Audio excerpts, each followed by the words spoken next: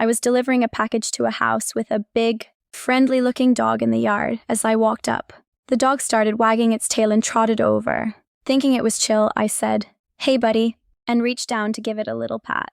Right as my hand got close, the dog let out the loudest sneeze directly into my face. I just stood there, stunned. As dog snot dripped down my cheek, the owner opened the door at that exact moment, saw the aftermath, and just said, "Yeah, she does that."